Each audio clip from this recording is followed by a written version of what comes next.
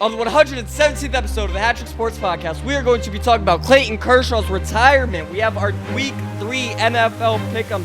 The MLB postseason is right around the corner. We're going to be ranking the top 5 players who have made the most field goals in a single season. Hang it off with some Hall of Fame. Yay or nay. Make sure you use code HatTrick Sports when checking out at w.gg for 10% off your order. Roll it! Welcome to HatTrick Sports, starring your host, Isaiah Carpenter. Bringing you the biggest sports headlines every week. This is the HatTrick Sports Podcast. We are going to start this podcast off talking about probably my favorite athlete of my life. Clayton Kershaw is in a league of his own. Clayton Kershaw, I was actually thinking about, and I know this isn't the way I was going to start it. We're just going to get this out of the way. Clayton Kershaw announced his retirement on Thursday and said that on Friday that would be his last regular season start in Dodger Stadium. And very, very sad. Very sad to see. I've never publicly announced my age here on the podcast just because it could get a little tricky with the TikTok Live and how we monetize stuff like that. But what I will say is that there is not a time in my life where Clayton Kershaw has not pitched for the Dodgers. So I can't really fathom this. I am still having trouble understanding what all this means. Now, I watched Clayton Kershaw's last start, and I couldn't tell you how he did. I mean, I think he went 4 1/3, giving up 2 runs. I don't care how he performed. It was just a very... I don't know how to describe this. I don't know how to describe Clayton Kershaw retiring. Everybody knew that it was coming. For the last 5 years, it's been on everybody's radar. Hey, is Clayton Kershaw going to retire? He officially announced it, though, Thursday. And he did it in a way that was selfishless. He did it so he got it. The Dodgers fans knew that it was going to be his last game. He did it before the postseason, so not everybody had to be worrying about him during the postseason. And he's still going to pitch. That's at least what I'm hoping. I'm being optimistic.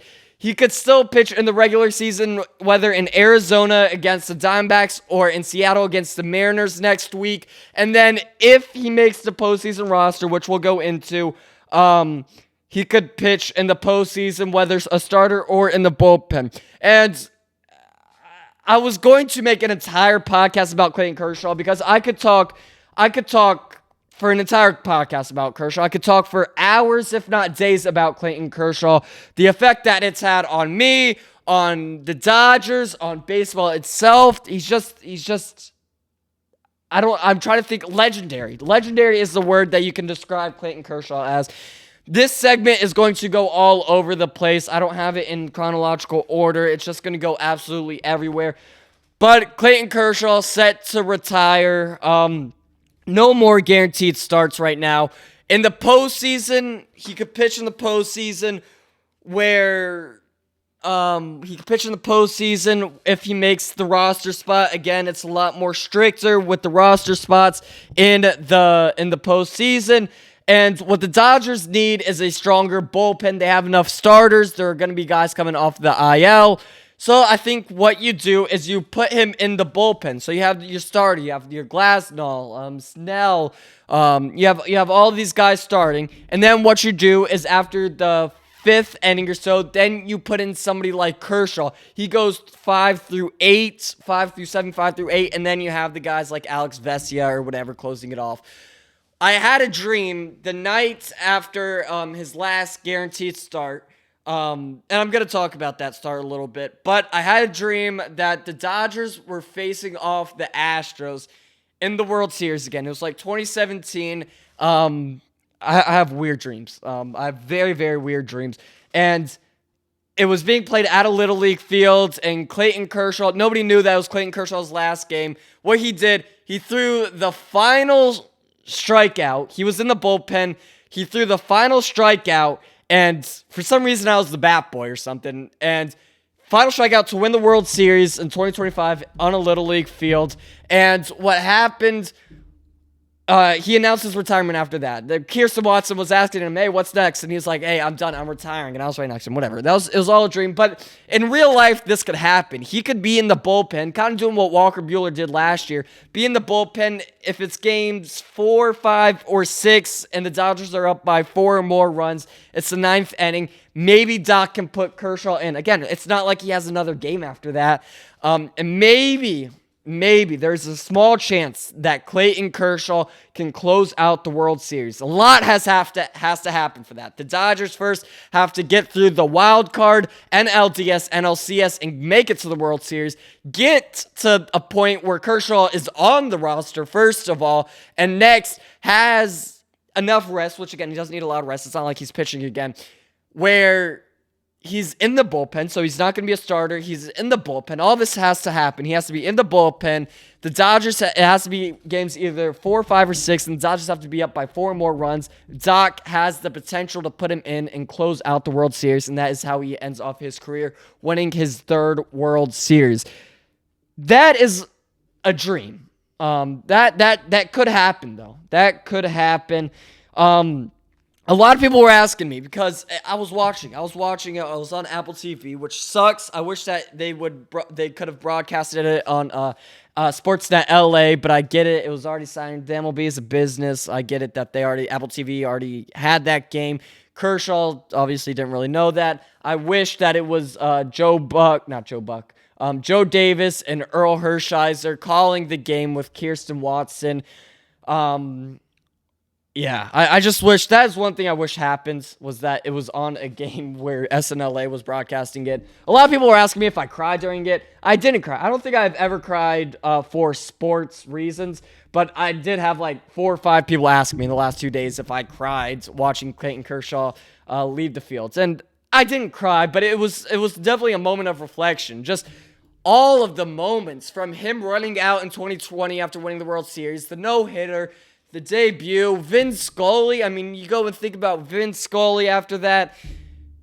It's just wild to think about. Clayton Kershaw has been playing for the Dodgers for 18 years. He has led the league in so much stuff, so many different awards. He's won an MVP, Triple Crown, 2020 World Series, 2024 World Series, 5-time ERA title, Roberto Clemente awards, Player of the Year, Gold Glove, 11-time All-Star, 3-time Cy Young.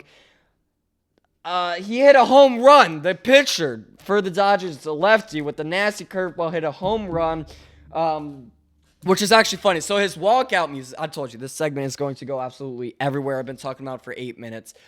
Clayton Kershaw, his walkout song is We Are Young by Fun or People, I forget the artist's name. It's like, give me a second, I need to get my story straight. I don't want to get copyrighted because of my awesome singing. But that is his walkout song. What his walk-up song for batting was No Scrubs by TLC, which was hilarious. And then seeing the home run after that, absolutely hilarious. I believe it was in 2013 is when he hit the home run. Clayton Kershaw, 18 years in the big leagues. Like I said, I cannot fathom a time where Clayton Kershaw has not pitched for the Dodgers. It's just unbelievable. 2011 Triple Crown. I was fortunate enough to have some experiences with Kershaw. Obviously, I live in Florida, and I go to most of the Miami Dodger games when they're in Miami. From when I was 6 years old. I think I still have a signed ball. 6 years old or whatever. Throwing a ball to Clayton Kershaw, having it sign it. Just a couple years ago in Miami, talking to about the podcast to him. Sure, I don't think he was listening all that well. But talking about this very podcast to him. Just so many memories. I got to go out to LA to watch one of his last starts in LA. Absolutely dominant. And sure, the last 5 years or so, he's been struggling with some injuries and struggling pitching in general. This year, he did have a good bounce-back season, but I'm glad that he gets to end it on his own terms. Like, he doesn't have to suck on his last season. He doesn't have to get injured. And for that, I'm grateful. I mean, I'm grateful for everything Kershaw has had. The no-hitter.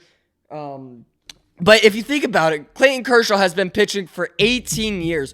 Joe Torre was the manager on his debut. Joe Torre. And then you had Don Mattingly for a few years. And then Dave Roberts, who has been his manager for the last 10 years. it's just wild. All of the catchers that he's caught, over 3,000 strikeouts. Clayton Kershaw is an absolute GOAT, first ballot Hall of Famer, 80.5 wins above replacement with 222 wins, less than 100 losses, a 2.54 career ERA. Again, the last few seasons he has not looked great. This season he did, but in years past he has not looked great, but he has still maintained a 2.54 ERA. Over 2,800 innings pitched, over 3,000 strikeouts, 3,045 strikeouts with a 1.018 whip. Let's go over, not everything he's led the league in, but he led the league in wins above replacement from 2012 to 2014, 3 years in a row. He won, he had the most wins for 3 years. He had the highest win-loss percentage in 2014. ERA, he had the ERA title 4 years in a row, 2011 to 2014, and then again in 2017. Game started, complete games. He had 6 complete games in 2014. Shutouts. Innings pitched, strikeouts, everything. ERA plus, FIP, WHIP. It's just everything. Clayton Kershaw is an actual legend. Again, like I said earlier in the podcast, I could have made a whole podcast about Clayton Kershaw, and instead I'm going to spend 15 minutes talking about him.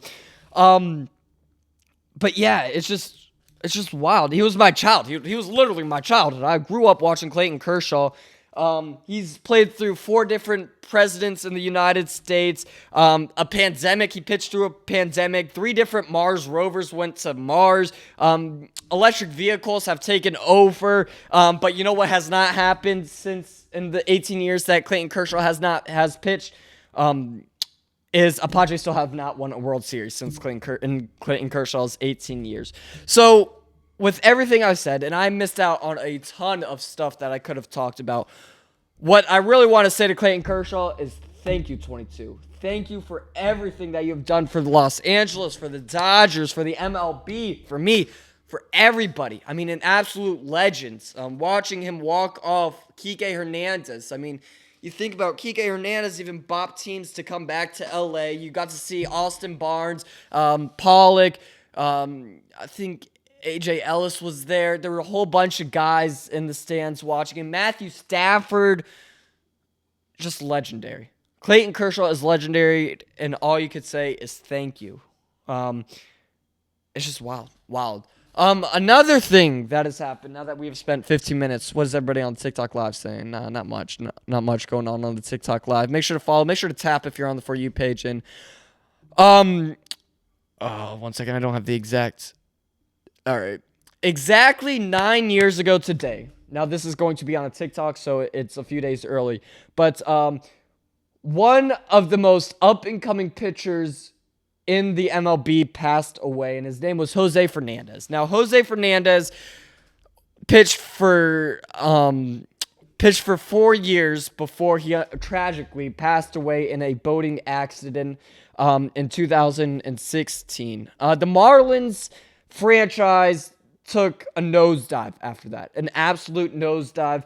Jose Fernandez, who I would compare him most to today's day and age, is Paul Skeens. That is how much potential Jose Fernandez had. He won Rookie of the Year. He was a 2-time All-Star in just the 3 or 4 years that he was pitching. He was 3rd place in Cy Young, and then he was 7th in 2016, which he ultimately didn't make it all the way past.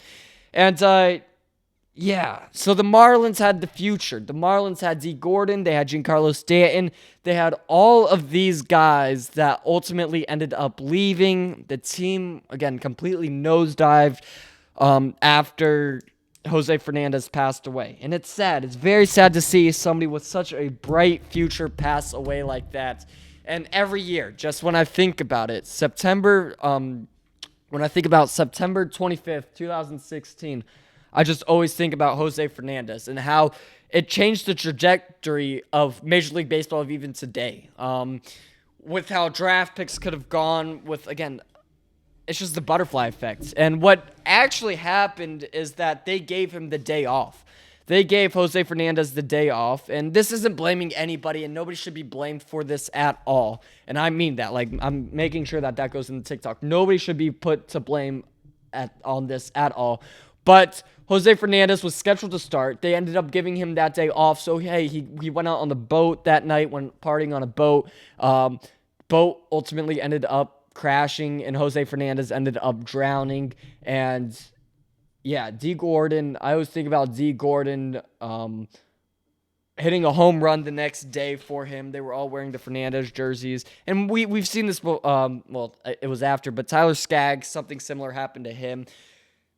Jose Fernandez was the next big thing. I am telling you, he was the equivalent of Paul Skeens.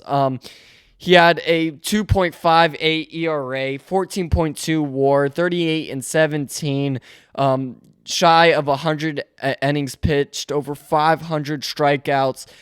Jose Fernandez was legit, and it was sad that his life had to get cut short. And just every year, I like to kind of talk about that and give recognition to what could have been great. And again, the Marlins could have won World Series. The Dodgers couldn't have, maybe in 2020, the Dodgers didn't win the World Series because of all the trades and stuff that happened in 2016. I just think about that. It's just wild. The entire MLB has changed because of the tragic death. But yeah, September 25th, 9 years ago today. On a brighter note, let's talk about teams that have clinched and are officially eliminated from the 2025 MLB postseason contention. So the teams that have clinched the postseason and not 1 second, that's a clinched division. The Dodgers have clinched their division? No, the Dodgers haven't clinched their division. They've clinched the postseason. Yeah. So these are the teams as of right now that have clinched and officially been eliminated from the postseason. You have the Dodgers in the NL West. In the NL Central, you have the Brewers and Cubs officially making their way into October. And then in the NL East, you have the Phillies. On the AL, it gets a lot more spicy. We are 1 week away from the end of the regular season and headed into the postseason. And the AL has so many things left up on the table, so many close races. The Guardians are coming back just a game back from the Tigers. The Astros and Mariners are within 2 games of each other, and then the Blue Jays and Yankees are within 2 games of each other. It is going to be an exciting last week of the MLB season. But teams that are obviously eliminated from the postseason as of right now are the Rockies, the Rays, the Braves, the Orioles, the A's, the Pirates, the Angels, the Twins, and the White Sox.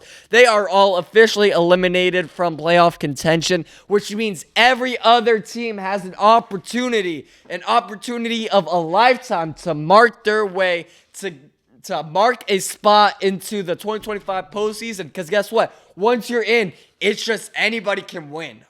Between the wild card, DS, CS, and World Series, you just need one team to slip up in a series, and there you go. You have your path to the World Series. So every other team, every AL East team that have not been eliminated has a chance at winning the World Series as of right now. Again, most teams have 7 games left to play. It is going to be exciting.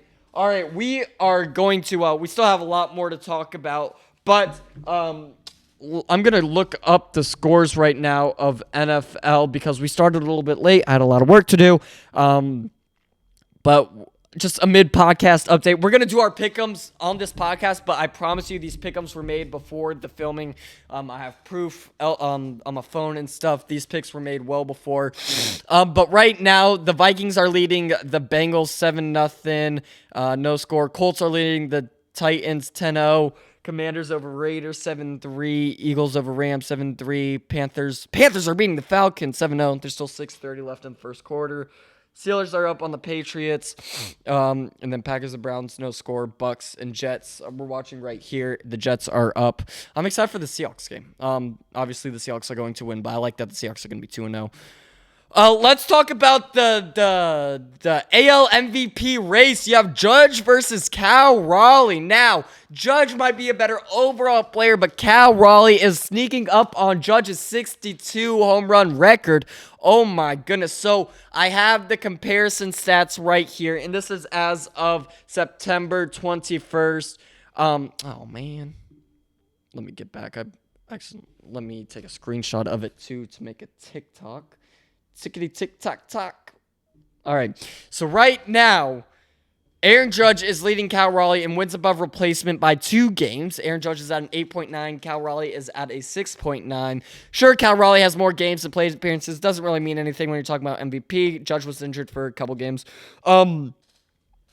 Judge has 30 more hits than Cal Raleigh. Cal Raleigh has more home runs, RBIs, and stolen bases than Aaron Judge, having 57 home runs. 5 home runs short of Aaron Judge's 62 home run record. The Mariners have 7 games left, so if he pops one in each of those 7 games, he has that record.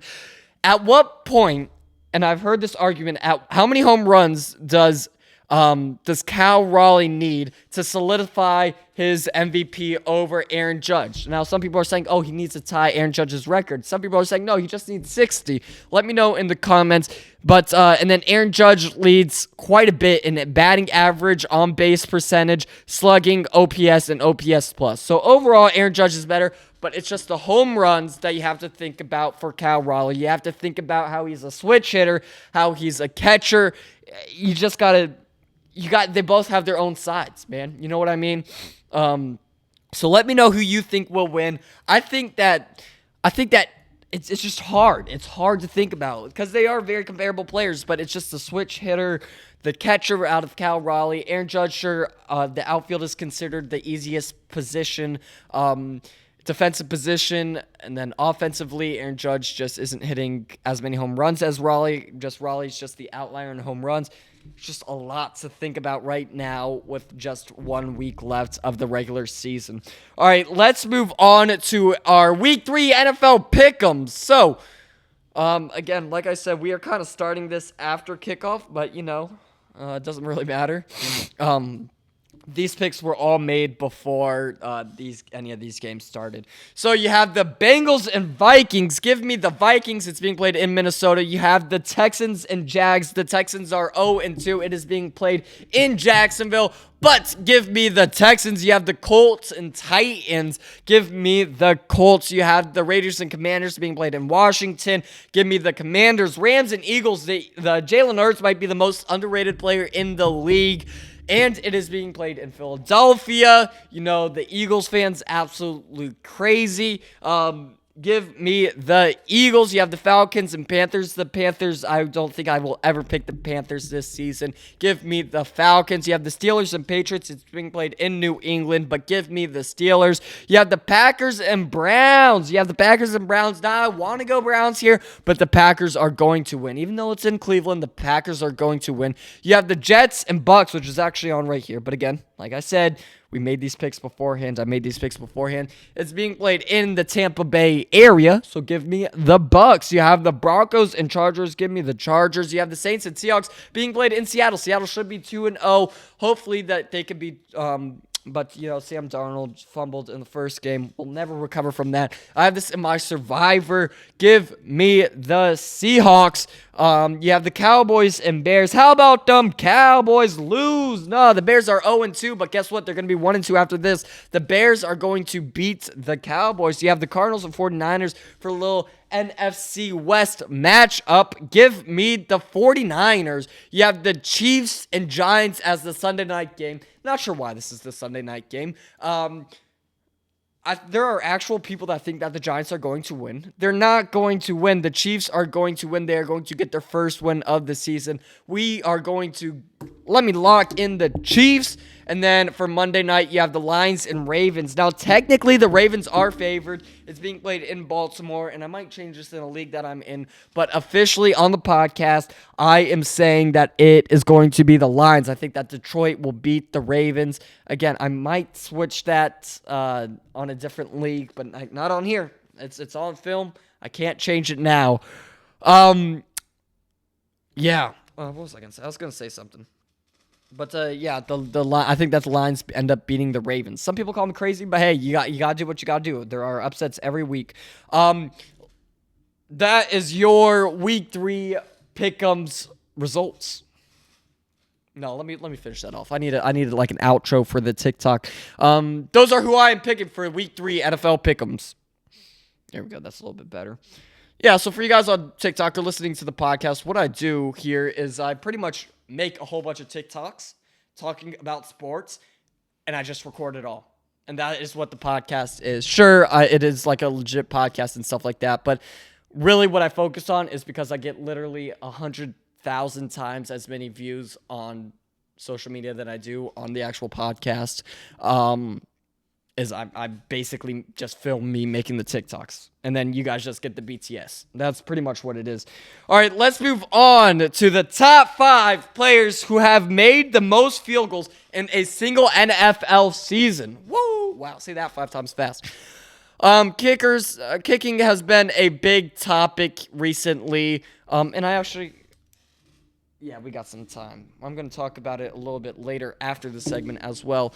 But, 1, 2, 3, 4, 5. All right, so tied for third. We have a 3-way tie for third place. You have Brandon Aubrey for the Dallas Cowboys in 2024. You have Daniel Carlson for the Raiders in 2021. And then you have Neil Rackers in 2005 for the Cardinals. They are all tied at 40 field goals made each in a single season.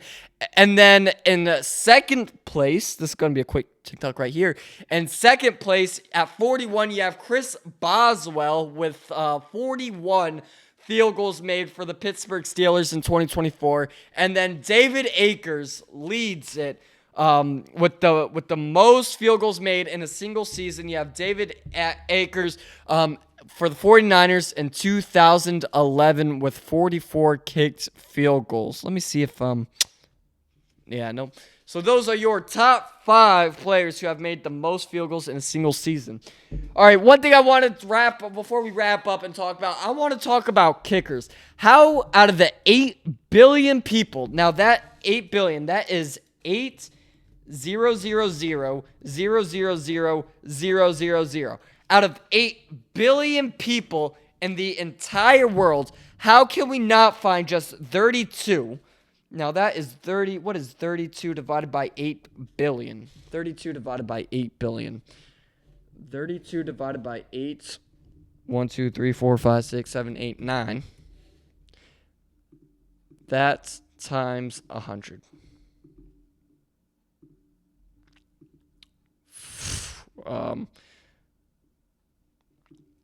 1 second. I don't know.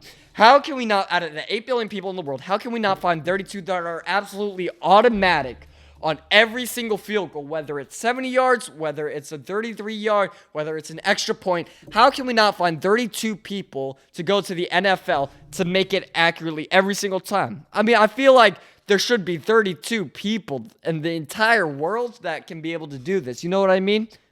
Like, I just don't get it how in 2025 we are still missing field goals. And again, 32 people. That's all we need. Out of the 8 billion people in the world, we just need that much to just make an automatic field goal. I don't know. That's just what I've been thinking about. I've been seeing people missing field goals left and right, even in college. How does that happen?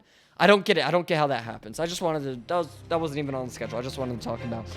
All right, that is going to do it for the 117th episode of the HatTrick Sports Podcast. Make sure you follow on TikTok, Instagram, YouTube, Twitter, Facebook. You can listen to us wherever you listen to podcasts. Spotify, Apple Podcasts, Google Podcasts, Podbean, YouTube for all the visuals. Just go to shophattricksports.com to get all of your merchandise. And we will see you guys next week for episode 118.